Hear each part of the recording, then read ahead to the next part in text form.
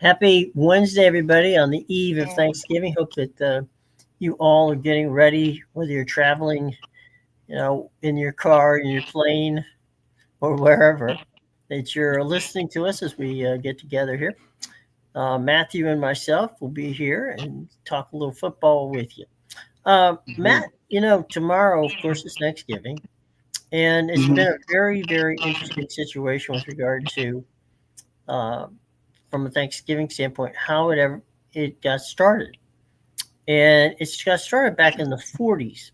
There was a company, in those days there were a lot of local department stores. Well, this was a JL Hudson company, and the JL Hudson company was a major sponsor of the Lions. So the Hudson people said, "Look, we would love to have," and they'd had it for years, high school games on on Thanksgiving morning, and then of course everybody would disperse and head back and have have their Thanksgiving dinner. So he Mhm. talked the Lions into playing a game on Thanksgiving. Well, it Mhm. turned out that that was really that one time what was supposed to be a one off turned out to be you know to this day keeps going. And from the standpoint of the Hudson people, they thought it was cool. It's the only time the Lions in that year sold out the stadium was on the Thanksgiving day. So let's fast forward into the 70s, and they decided, well, wait a minute, we've got one successful situation. What if we had two? Mhm. Approached the Dallas Cowboys, and at that time, Tex Schramm, who had formerly been with CBS, said, "Look, we'll take it. We'll be happy to do it." And so Dallas did it, and they took it away from Dallas and went to St. Louis for 2 years. That was another disaster. And so when the deal came up, Tex said, "Look, we will do this in perpetuity. All right, we're taking the game back, and we're going to do that." So you had a Mhm. 12 o'clock game or 1 o'clock game, I guess would be the closest, and a 4 o'clock game. And then a few years ago, I say few, it's more like, almost like a decade ago, they decided to do Thursday night football. And that was purely to give the networks basically three openings for their games. And of course, we are now on a Black Friday game as well. That one's the streaming one for Amazon. So, Yeah. it all got started with a department store who wanted a football game. And that's where we are right now. So, all right, let's take a look at those games. Okay, let's see what we got. The Lions kick off their uh, kick off the day at taking on the. I had it here a second ago. My apologies. Um, mm, Bad day already. All right. Um, they will kick off the week with. Okay, here we go. All right, Thanksgiving Day is Green Bay at Detroit. That should be a good one. Followed by Kansas Mhm. City and Dallas. Mhm. The nightcap is Cincinnati and Baltimore. Oh, what a what a rough game. Which at least in that Cincinnati and Baltimore, there in the 8 o'clock window, you're now getting Joe Burrow back Mm-hmm. for Cincinnati, so that'll add some extra lore to that.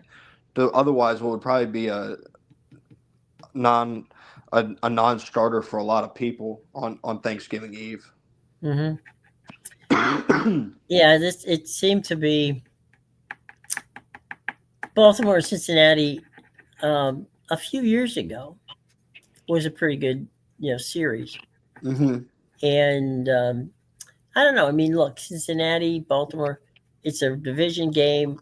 That's a rough division to begin with.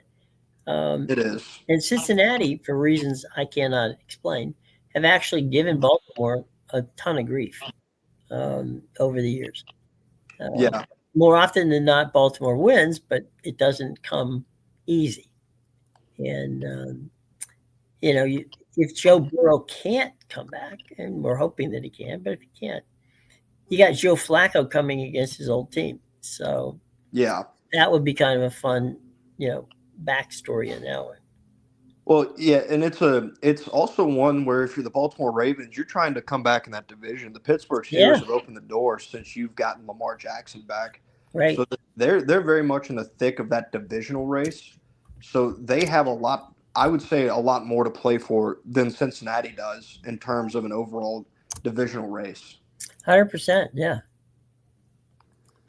And they've been living and dying on the run, and so that is not a surprise. Mm-hmm. That's And kind of their. That's kind of like Ravens football. yeah, I would say for Baltimore too, they had a couple struggles against maybe some lesser opponents these last couple of weeks as well. And that's something where you're playing the worst defense in the NFL. So you would like to be able to kind of knock some of the rust off from Lamar's absence and really start to get that offense humming in the fashion that you would expect from Lamar Jackson and the Baltimore Ravens at this point. Yeah, and Todd Monken's done a very good job of trying to not overtax him. Mm-hmm.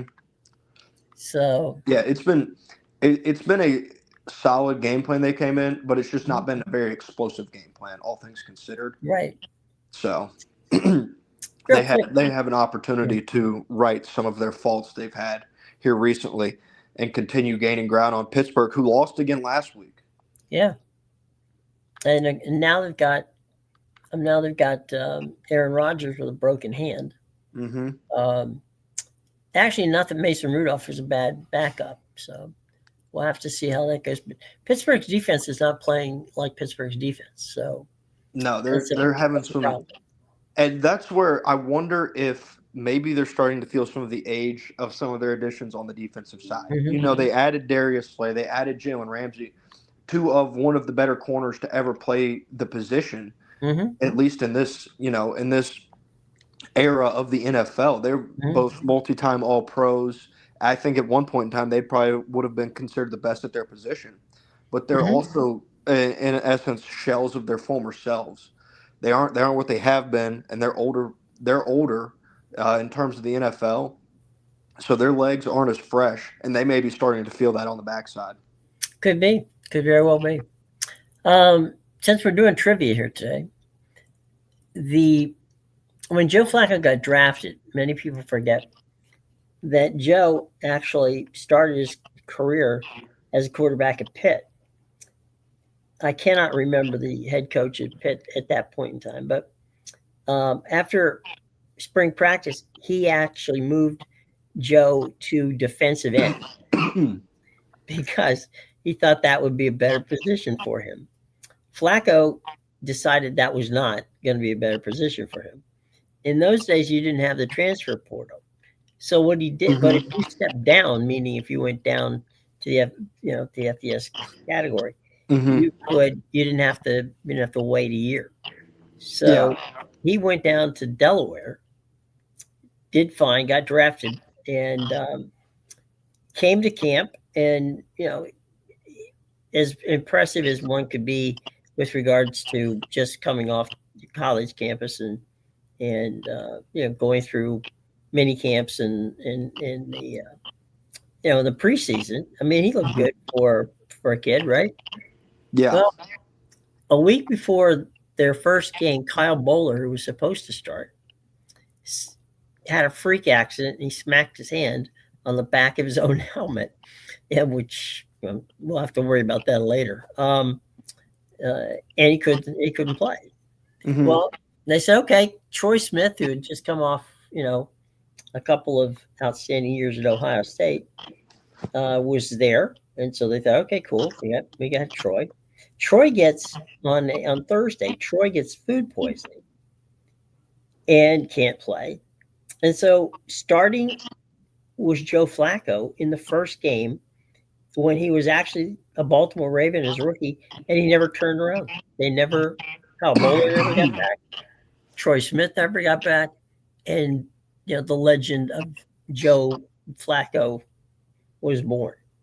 Yeah, sometimes all it takes is those freak injuries. I mean, obviously everybody's well versed in how Tom Brady got his start Right. in Yeah. New England with Drew Bledsoe going down. So, those freak accidents, sometimes I feel like in history you obviously look back on and you notice the failures more than you do the successes typically. Sure. But they can work in your favor. It's not often, but they can work in your favor from time to time. Absolutely. The 4:30 game, Kansas City Dallas. Kansas City starting to play. Like Kansas City. Dallas is an enigma. I have no idea what you're going to see when you go out and watch them play. They Mm-hmm. played better in the last few weeks, but they spotted Philly at 21 points and then came back and beat them. I don't think that's going to happen against Kansas City, but anything's possible. Yeah, Kansas City, they've been consistently inconsistent this year thus far. Right. 1 week they'll go out, they'll lay an egg on offense. The other week they'll go out and they'll beat one of the best teams in the NFL. Mm-hmm. There's just been no discrimination in terms of how they play or who they play against. It's pretty much a spin of the roulette wheel every week. But this is a game with playoff implications for both teams. They're both kind of sitting on the cusp, sitting around that. If I remember correctly, I think what is Dallas? Is Dallas 5-5-1? I think is their so. record. Yeah. And Kansas City 6-5. So they're both on the outside looking in. And if they hope to make a late playoff push for both of them, then this is a game that they both have to have. Pretty consequential for both sides. Oh, 100%. I would say right now, more consequential for Kansas City than it is for Dallas. Yeah, it's a case if you're Kansas City where this is like everybody has compared you to the New England Patriots in that dynasty. And there was legitimate talk last year that if they win the three-peat, do you consider them better, yada, yada, yada. And obviously they didn't win, so that conversation quieted down. Kansas City completely takes themselves out of that discussion if they miss the playoffs this year. Patrick Mahomes takes himself out of the Brady discussion if they don't make the playoffs this year. Because, I mean, it's a scenario where, yes, not everything has gone your way, but there was still a reasonable path to the playoffs, and you just could not, you just didn't make it work. It's not like you're in an incredibly strong AFC this year. I mean, the New England Patriots and the Indianapolis Colts are two teams that are leading your division. It's not a knock on either of those teams, but it just feels a little early for them to be having the success that they're enjoying right now. And Absolutely. So I would say it would be a definite stain on the record of the Chiefs. Well, we'll see how it all works out from that standpoint. And, it really is a key game for both teams. But speaking of a key game for both teams, Green Bay and Detroit, to me, seems like almost an elimination game. Mm-hmm. Yeah, I mean, they're battling with the Bears for that division title as well. Mm-hmm. So there's that as well. And, I mean, it's a story of inconsistency again with those teams. Because with Green Bay, man, there's been times that Jordan Love has looked fantastic this year. And then there's been other times where you question, has Jordan Love ever played the quarterback position before? Mm-hmm. So it's been interesting because Green Bay's defense has been what Green Bay's defense is. Mm-hmm. That has not changed all year. I wouldn't expect that to change anytime soon. And for Detroit, again, it's just kind of been come and go. That defense on the backside is really, really bad. Even when they're healthy, they haven't been very good. But this is also a game that we've seen played before. It was the first game of the year this year, I believe it was. Was that Sunday? Yeah. Football? So we've seen this one play out. We saw how Jared Goff and the Lions attacked that Green Bay defense. There was a lot of quick, short passes. Mm-hmm. where you look up and you're like, man, Jared Goff's completed. What is that, 20 passes he's completed, and he's got like 150 yards. So you're probably going to have more of the same in terms of slowing that pass rush for Green Bay down if you're Detroit. Yeah, I mean, I don't think that there's any doubt that I honestly think Detroit can get this game, and I feel more comfortable with Detroit than I do with Green Bay. Both of them have been, as you said earlier, consistently inconsistent, but at home on a Thanksgiving Day, I really think that things should fall into place for Detroit. Yeah. I mean, it's a turning point at this season. You're either trending in the correct direction or you're not. You're building momentum towards the playoffs or you're not. So you're kind of in between there. Yep. So it's not where you want to be. No. So we'll see. We'll see how that works out. There's been a development, for lack of a better way of putting it. I spoke to some guys the other day and then got some text yesterday. Turns out that the number one coaching candidate for the Penn State job is Brian Hartline. Now, if you don't know Brian, he is the Buckeyes wide receiver coach and the offensive coordinator. Mm-hmm. And he is regarded in the Big Ten as, without question, the single best recruiter in the entire country. Oh, yeah. Now, that's always debatable. But but I got to say, you got to give Brian props for at least being in the top 5, right? I would think that would be fair, a fair proposition. When Harbaugh left Michigan made a hard run at Brian. Mm-hmm. And he just, he thought, you know what? I'll get other chances. I'm damn sure not going to go, to the enemy and come back and coach in the horseshoe. Mm-hmm. Penn State is not, it's not a rival to Ohio State. So I think that if the offer is right, I would think that Brian would be, a really good choice, frankly. He recruits your part of the country, meaning he recruits the part of the country in Western Pennsylvania, Jersey, Maryland, same place James Franklin went out after. But he also has national contacts. Yeah. I mean, you talk about his recruiting, and his recruiting has been fantastic. I mean, you look at the guys that he's brought in, they've all been 4 and 5 stars. But what I find almost as impressive, if not more impressive, about Brian Hartline and his recruiting is the development of his recruits. Like these are all 4 and 5 star guys, and all of them are hits. Like the one guy that I think you could consider like his biggest bust is Brandon Ennis, who's still a really solid contributor on that Buckeyes roster right now, former 5-star. Like just look down the board: Jeremiah Smith, Carnell Tate, Jackson Smith and Jigba, Marvin Harrison. The list goes on and on. You can pick your favorite picture of all the Buckeyes gathered for their receiver meeting, on the sideline, and it's just got all those names lined up. But all those names, they were big names coming out of high school, but when they got to Ohio State, they continued to be big names, which is what was really impressive about him to me. Yeah, and we've seen Emeka Egbuka this year. Mm-hmm. I mean, he's been because of the rash of injuries, he stepped up and he's wide receiver 1 on the Buccaneers. Mm-hmm. Yeah, he is. I mean, he has to be this year. You said it. You mentioned all those injuries for Tampa Bay, and that's another big selling point is he has a lot of NFL success to base it off of as well.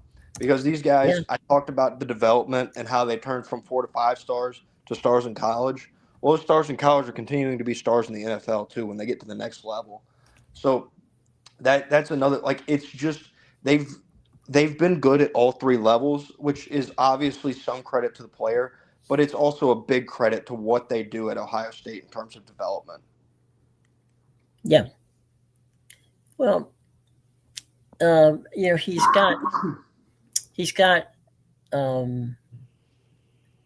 the situation where, by the way, just for those wanting to know, he's been named by 24/7 as the National Recruiter of the Year 4 times. Yeah. So, not for nothing. That's not a bad. It's not a bad thing to have. No, it's not. No. If you're trying to beat Ohio State and Michigan, to me, Brian would be a massive. He would be he's ready to be a head coach. I don't think there's any question about that. Mm-hmm. Yeah. No, he definitely is. It's just a matter of, will he take that job? Does he see the value in that job? Mm-hmm. He didn't take Michigan because it's a rival. Right. I wouldn't call. Obviously, it's not in the same breath.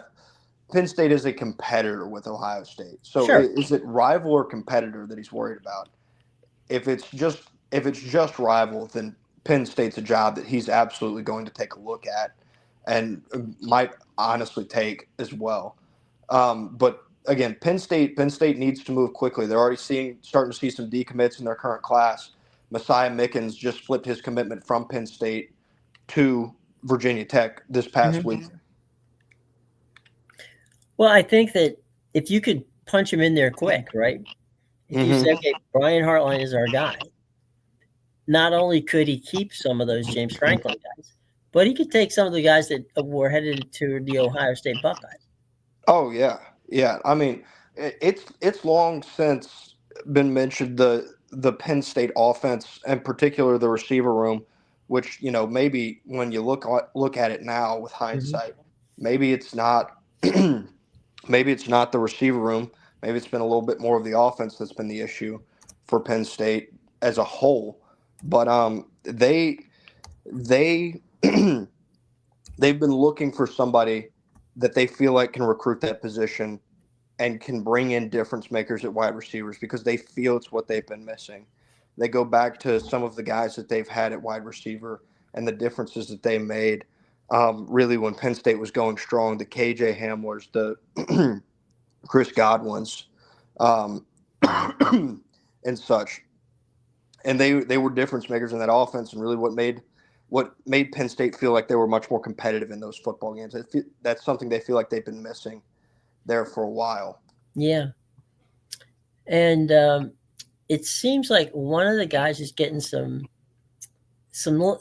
getting his tires kicked, I guess would be the best way of putting it, is the James Madison coach, Bob Chesney. He's a native of Pennsylvania.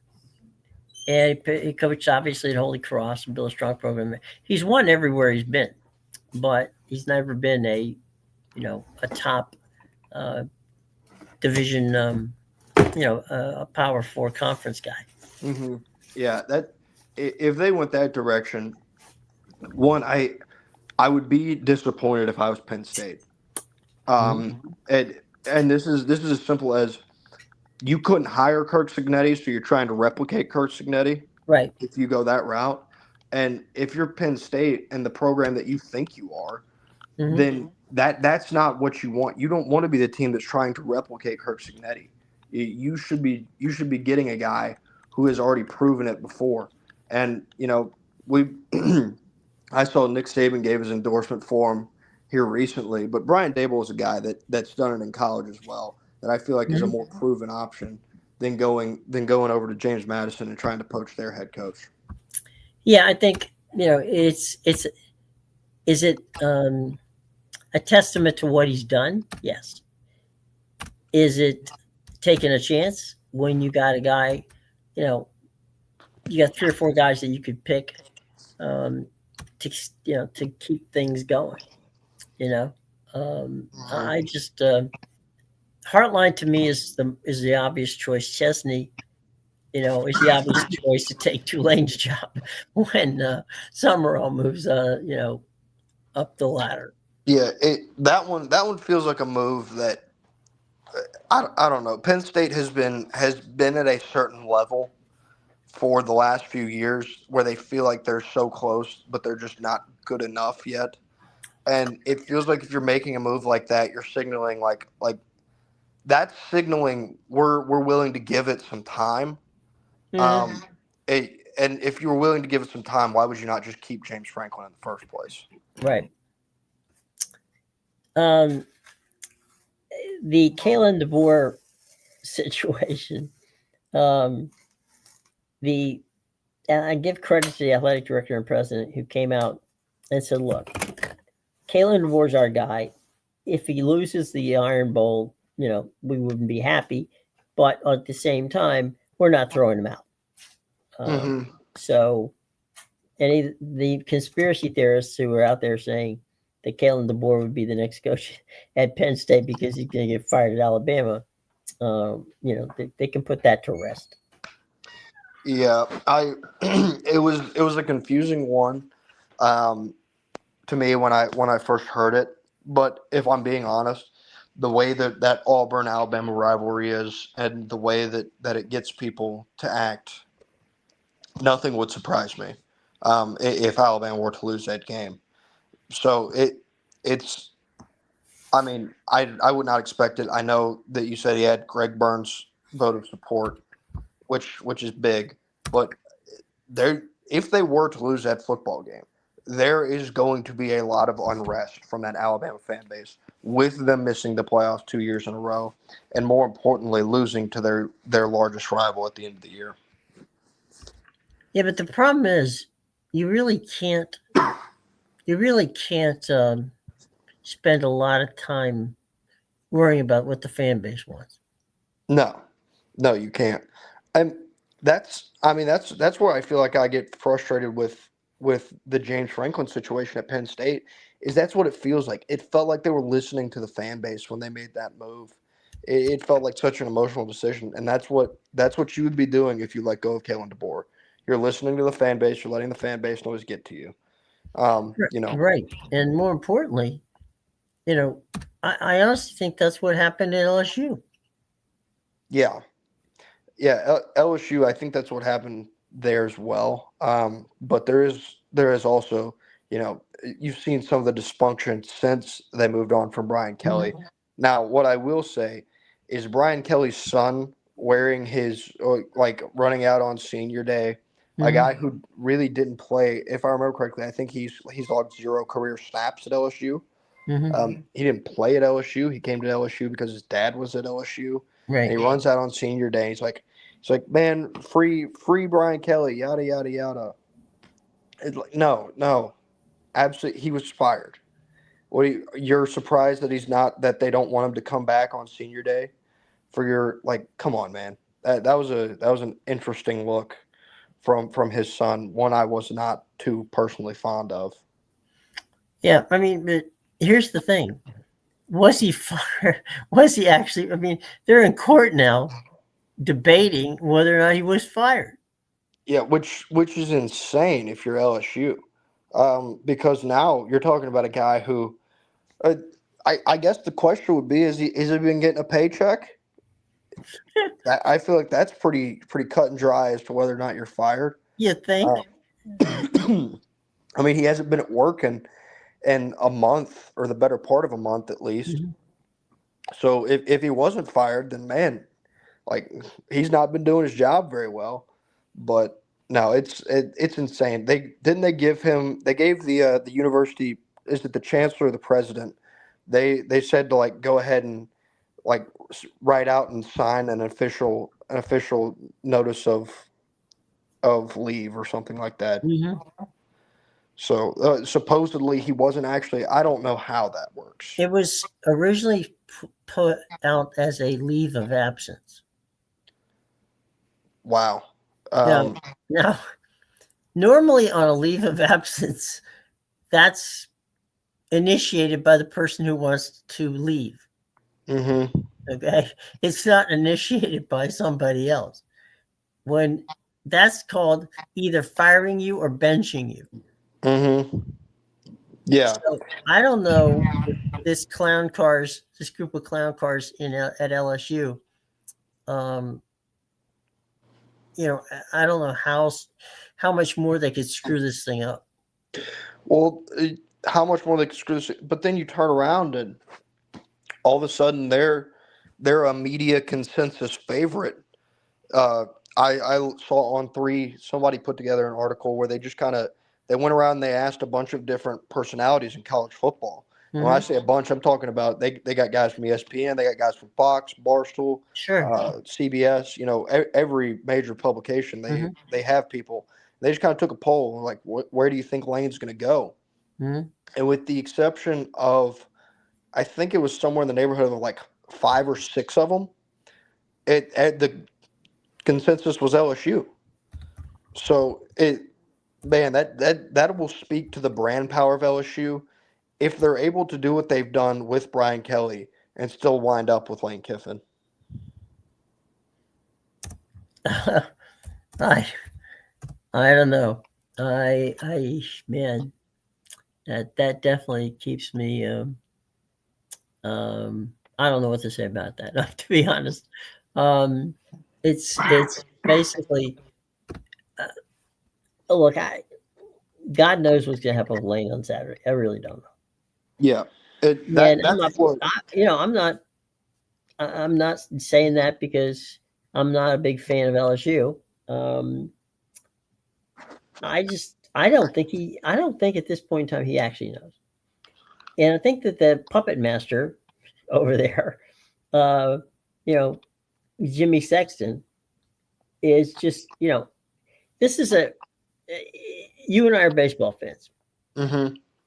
How many times have we seen Scott Boras clients being they're coming, Aaron Judge is coming to the Giants. Mm-hmm. Well, he will whenever the Yankees come to play the Giants, but he's not coming to play for the Giants. This is where they want the buzz. They want because what happens? What happens is if LSU, doesn't get them, they got to go to Jimmy Sexton to get another coach. Mm-hmm. If Florida doesn't get them, who they got to go to? Jimmy Sexton to get another coach. Yeah, that's where I asked the question because I saw who represents Jed Fish. Is it Jimmy Sexton as well? I think so, but I'll check. I know it's a lot of the top coaches. I'm just curious just how many of these is it like genuinely all of your top targets in coaching that are rep by Jimmy Sexton right now is what I would be curious about. Because I mean, obviously you've got a majority of them that you have to go through, but is there a guy who's not rep by Jimmy Sexton? Also, not to mention, don't forget that Jeff Landry is a guy who essentially, without directly naming him, came after Jimmy Sexton in his press conference post Brian Kelly firing, a press conference that was made. It's the governor's press. It was the governor speaking, yada yada, not intended at all to be football, and yet it's still wound up like that. Jimmy Sexton represents 37 college coaches, 11 of the 14 in the SEC alone. Yeah, that makes sense. I mean, so they are going to have to pivot. The odds are that it will be a Jimmy Sexton guy for all these schools that they have to pivot. But you're already seeing, and it's all of the fan bases, Ole Miss, LSU, and Florida are all discussing the second options because at this point nobody knows. Like people seem to believe it's LSU, but then it really seems to like change with the hour where Lane Kiffin may or may not end up. In the coming days, mind you, we have to get through today. We have Thanksgiving tomorrow, and then they have to go play the Egg Bowl on Friday. Right. So while we're finally getting close to a resolution on all this, it still feels like it's light years away. And I would be curious. I would guess that Lane Kiffin is going to know tomorrow what his long-term plan is. Because you sit down at Thanksgiving, and I would assume Lane Kiffin's going to sit down at Thanksgiving with his family, and this will be the topic of discussion.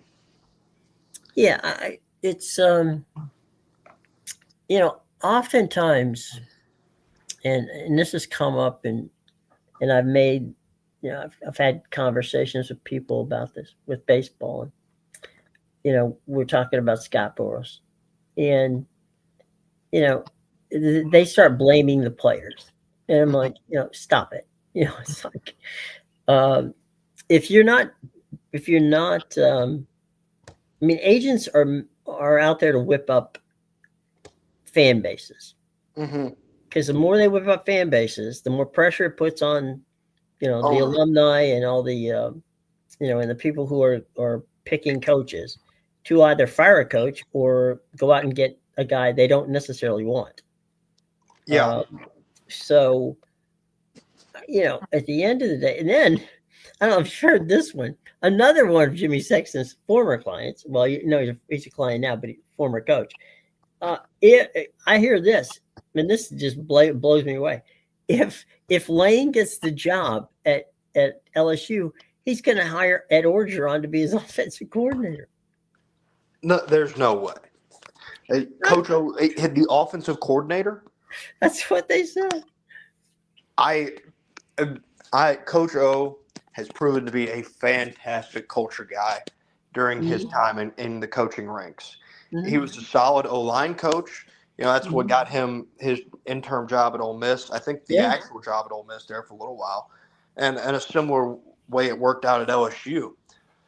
He has no business calling offensive plays. Respectfully, he has no business calling offensive plays. You have now, granted, would that be a figurehead with Lane Kiffin being the head coach? Very possibly. But that's insane to me to think that Coach O would be listed as an offensive coordinator. But it is clear that the people of Louisiana want Coach O back. Well, he's cheaper than Lane Kiffin from that standpoint. Yeah.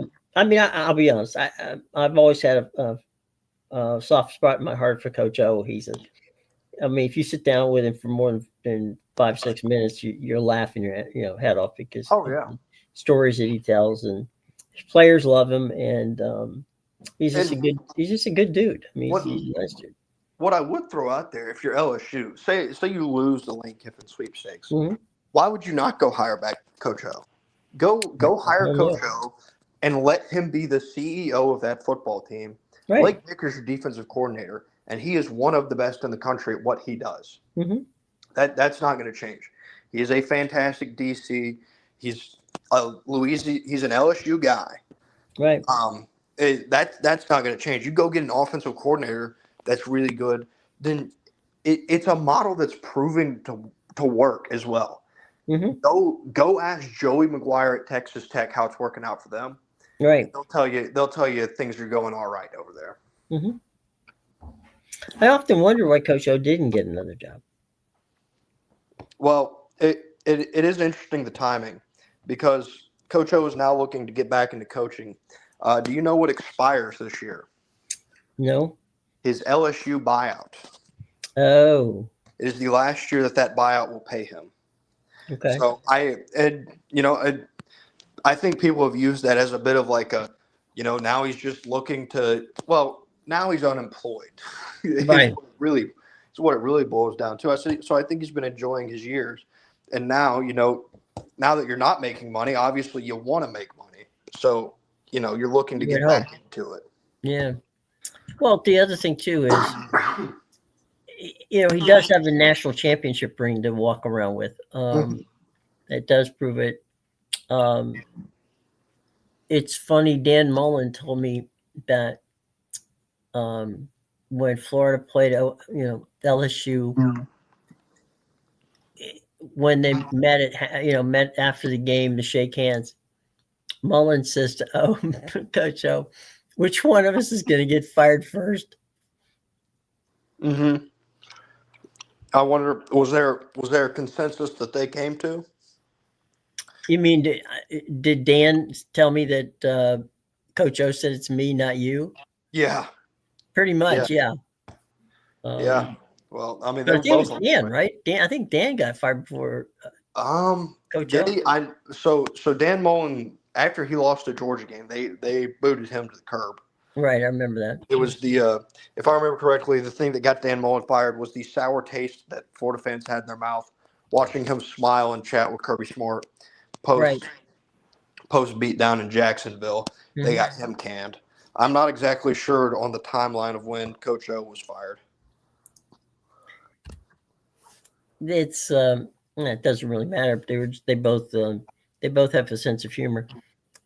It's funny, you mentioned the Kirby Smart situation with Dan, and I remember there was Mike Bianchi, who has been covering college football from the Orlando Sentinel for God knows how many years.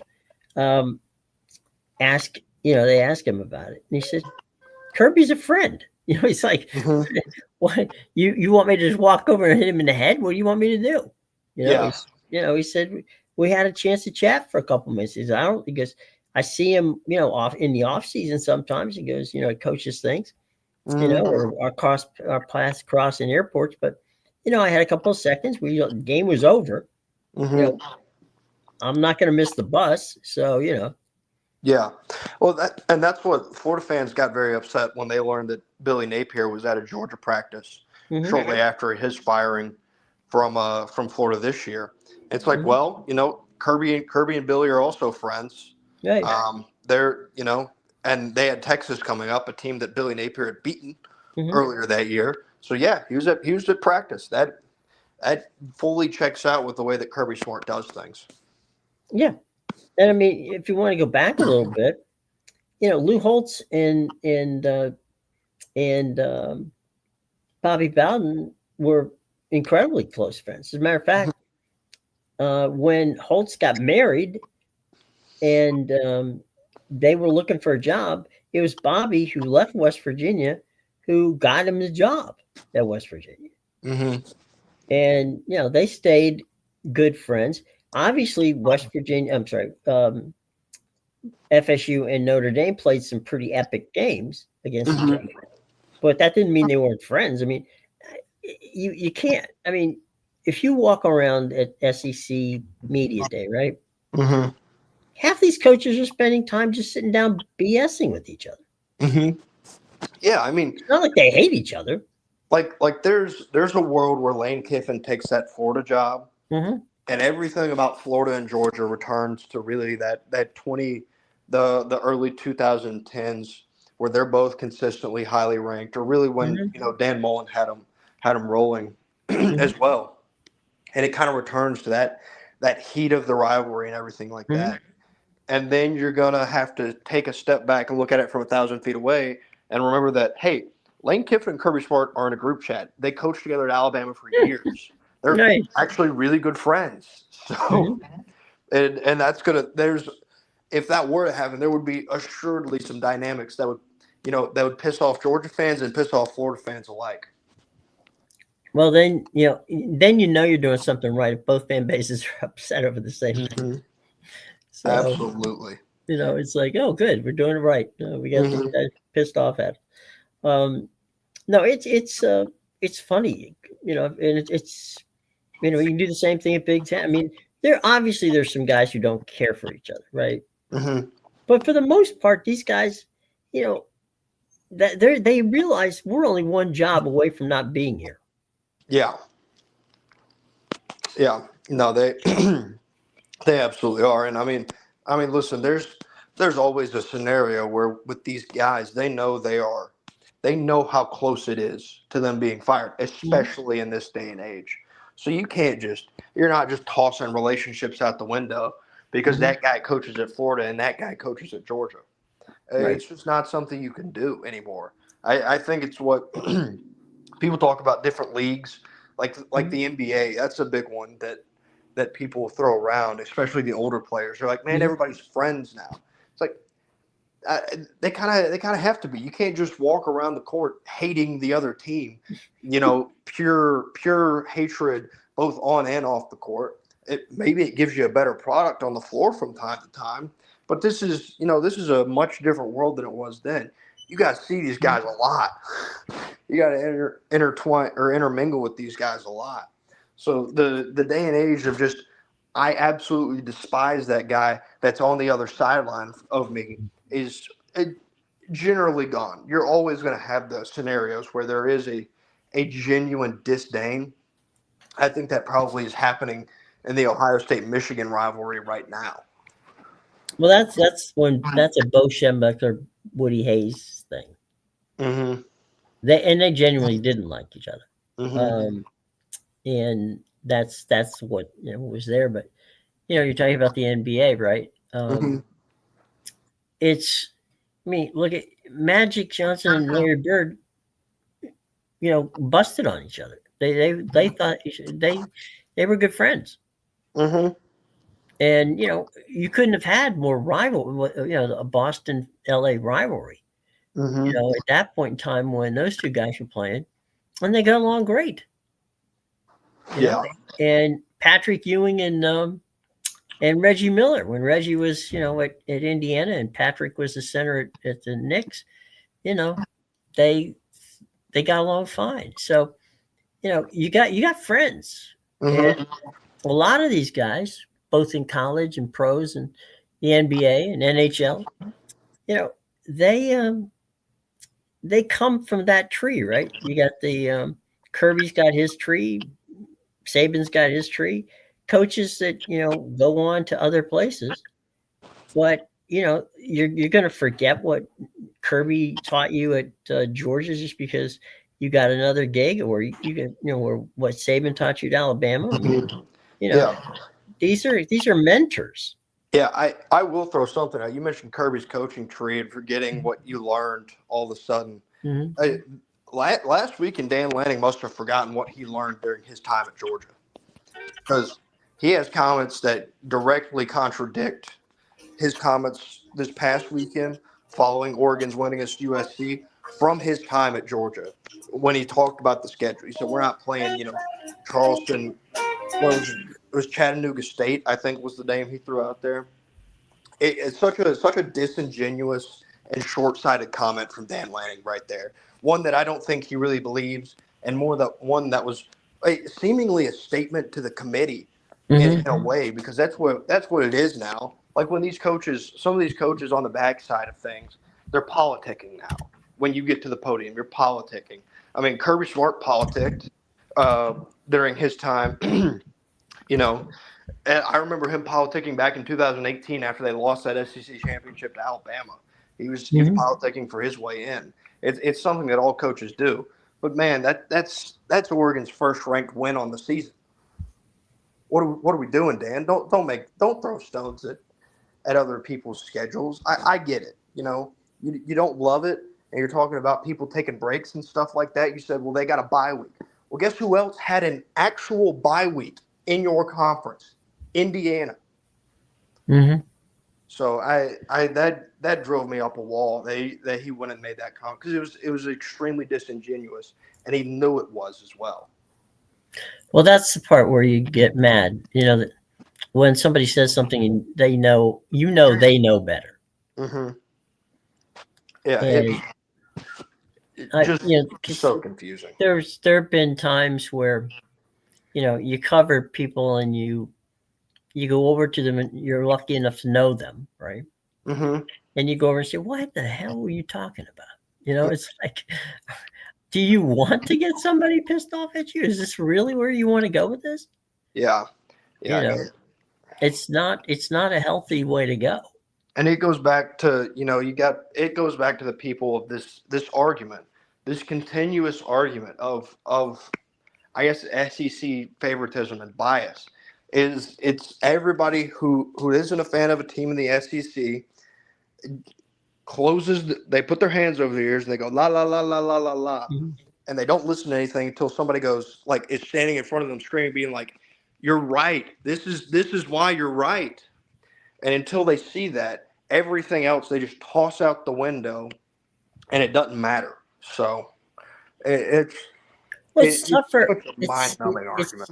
It's tougher nowadays to coach than it was in the old days. Yeah. And that's that's not taking anything away from anybody. It's just cycles go, things are different. And I can remember back at an SEC media day where we were filming, and this was basketball, and Dale Brown was coach talking about LSU, and he was given the nickname the preacher. And so I saw him in the lobby, and I said, "How you doing?" He's fine. We exchanged pleasantries. And I said, "So, preacher, you gonna have a good team this year?" He said, "I don't know. I got a problem at center." I go, "No, you don't. You got Shaq. Shaq is not a problem." And I said, "No."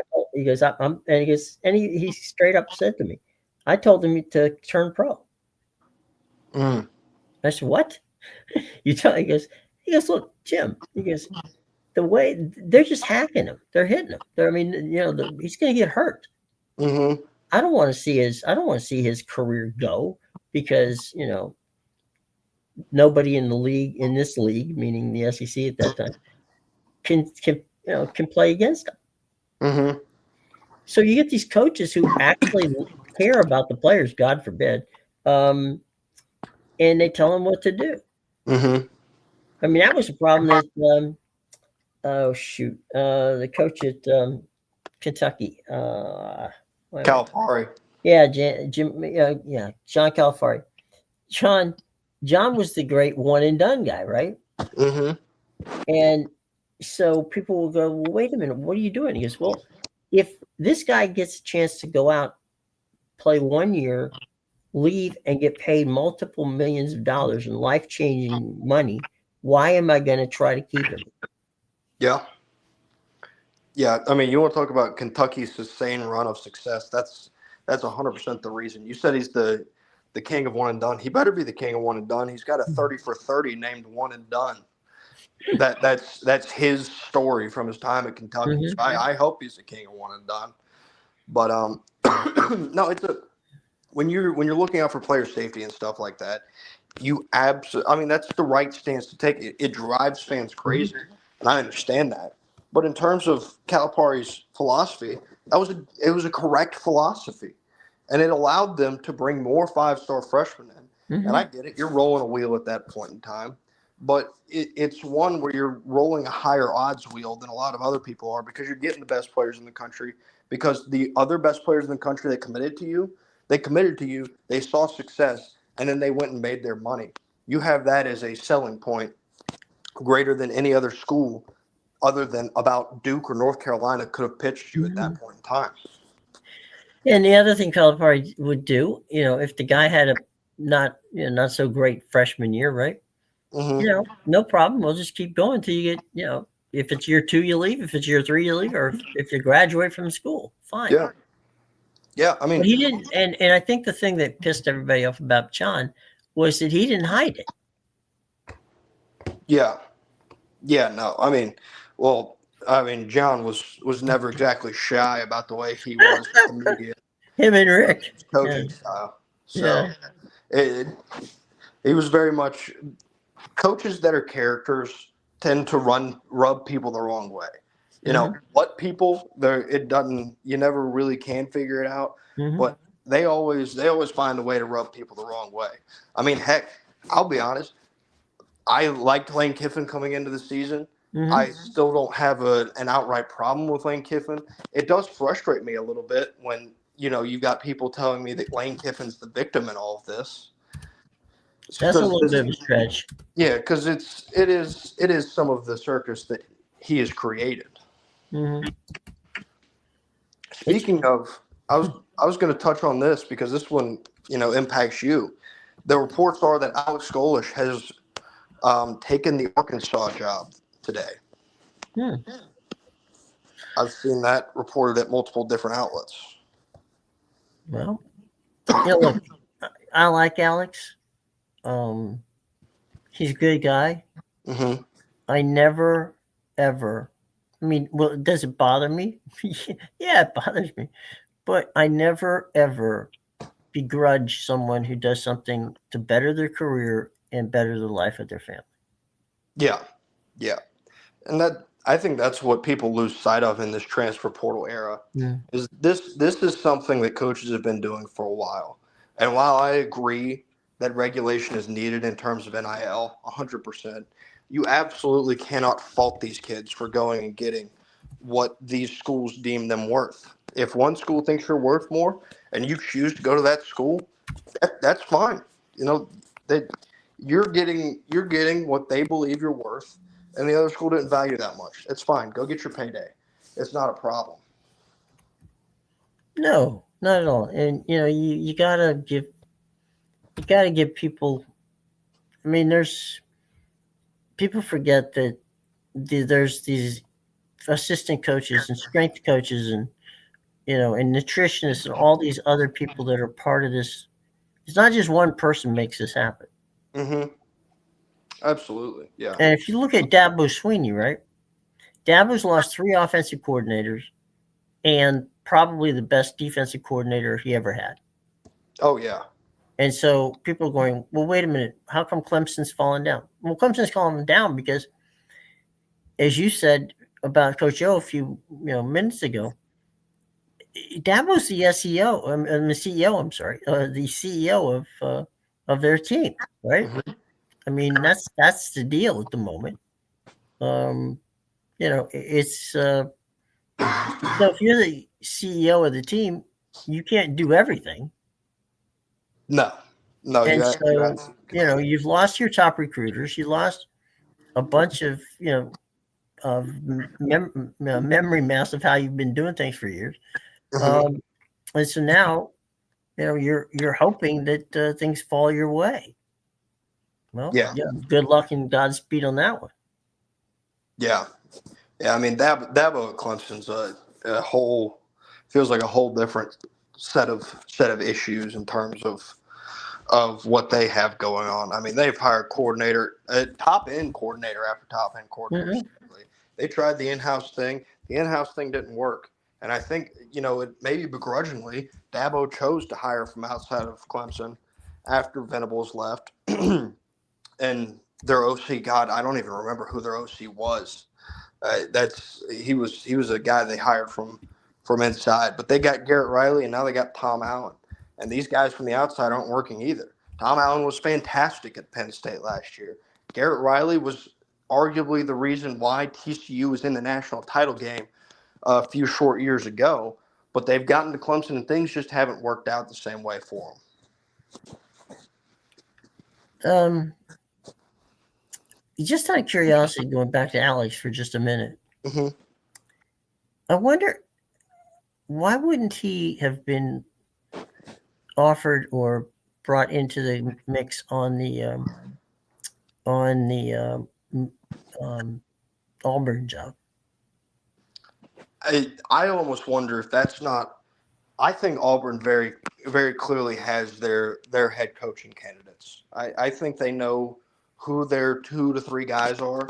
I think DJ Durkin's getting a little more serious look, but I think everything has pointed to John Summerall being their head coach ever since that job has came open. And honestly, I think that's a large part of it. It's a relative to Auburn's standards of a coaching search, which is just an absolute shit show. Excuse my language, but I mean that's just the way it's been at Auburn. This has been pretty quiet and pretty smooth. And if Summerall's their guy and they keep it quiet, that means good things for Auburn. Yeah, I'm just curious as to Summerall and Golish are both good coaches, and I'm not so sure. Look, not that Alex can go where Alex wants to go. Free will, I'm all for it. Even though I don't like him leaving. But I don't. If I was going to leave, I don't know that I'd leave for the Arkansas job. It is an interesting case. You would have to wonder what Arkansas's plan on their NIL spending is, because it's a There's case money that's been there, laid out. but I was going to say it's a case that's been laid out as one that makes a lot of sense. If you're at South Florida and you're going strong the way that program has been going, mm-hmm. what benefit do you have of jumping to the SEC? Obviously, you get a pay increase, right? But if you're jumping to the SEC in a situation where you can't really compete with the SEC, which is very possible if Arkansas does not change their spending in terms of their NIL and their investment overall to their football team, there's a very real possibility it's not a place you can fully compete at.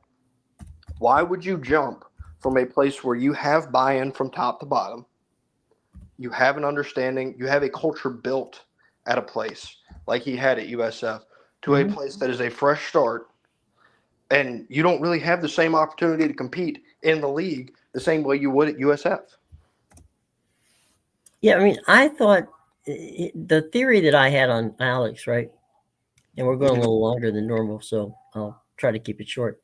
Was it Alex would have another season at USF, and then there'd be some other openings that would, that would fit his skill set. Plus, he would have, 4 strong, years on his resume. Mm-hmm. And sometimes I think coaches, and this is, like I said, if Alex took the job, God love him, I'll text him and wish him the best. But sometimes it's the job you don't take that's the smartest move you make. Yeah, I mean, listen, Kirby Smart was very close to taking that Auburn job a couple years before he ended up leaving for Georgia. And in that span where he was leaving for Georgia, he was also having meetings with South Carolina and wasn't too far off on taking that South Carolina job. Those are jobs that he turned down. I can tell you that Dan Lanning, during his time at Georgia, he turned down a few head coaching opportunities, and he sat around and he waited. And when he waited, that Oregon job came open, and when it did, he jumped on that, and that's worked out well for him. So there are these stories of these coordinators. You don't always just jump at the first fish that's biting. Sometimes you just got to be a little patient and hope something bigger latches on. Because I'm not throwing shade on Arkansas, but they're not going to. He's not going to compete. He's not going to compete in Arkansas in the SEC the way he could with perhaps another job that opens up, next season. Yeah, it has to be. There has to be, because it's fairly recent reporting, so I don't think any of the details have come out.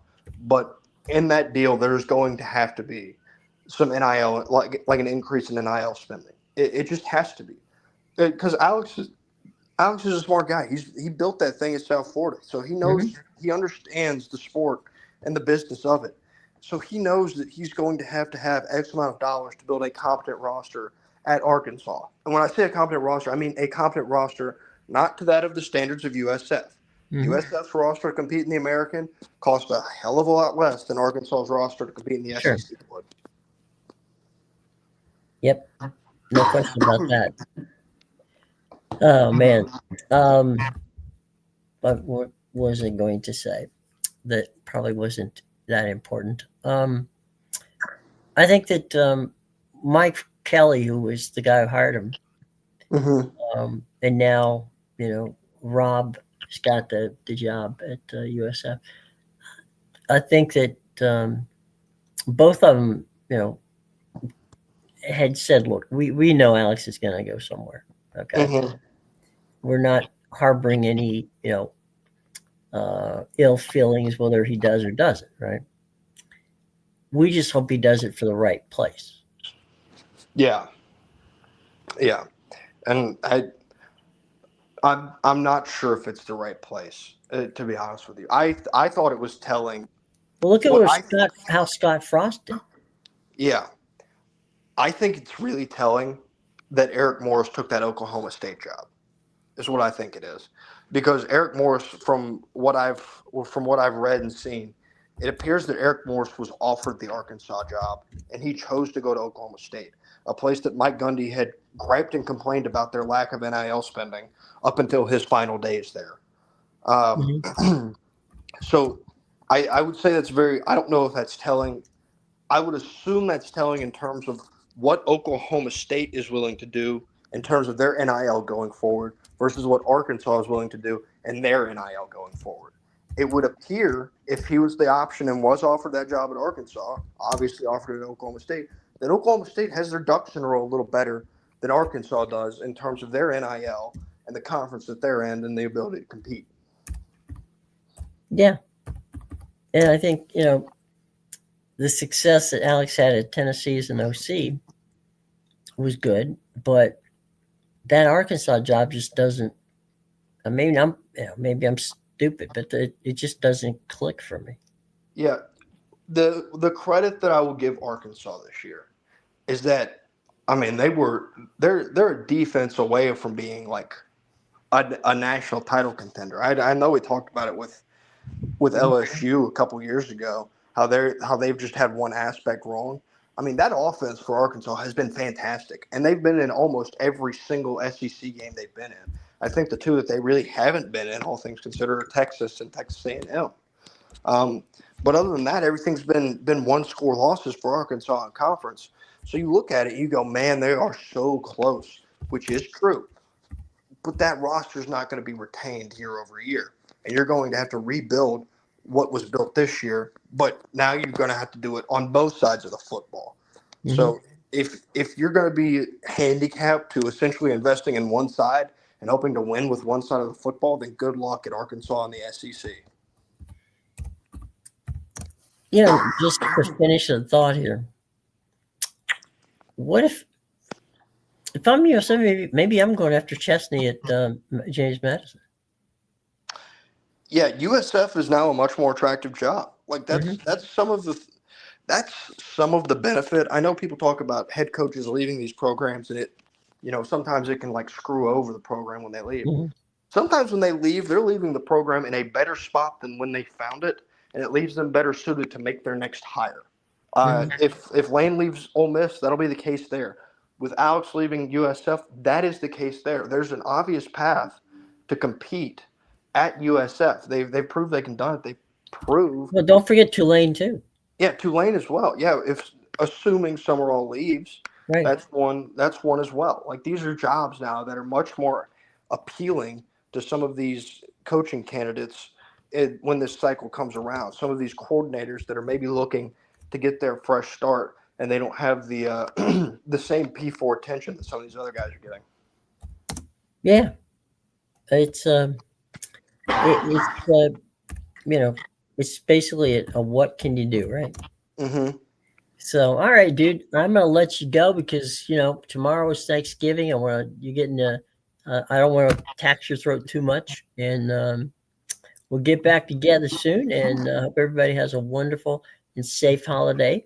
And the dogs and the Ramblin' Rex from Georgia Tech will be on Friday, and we'll check in maybe and see what you're doing and see how life is going at the game. That works. All right. That works. Okay. The correspondent on the spot for that one.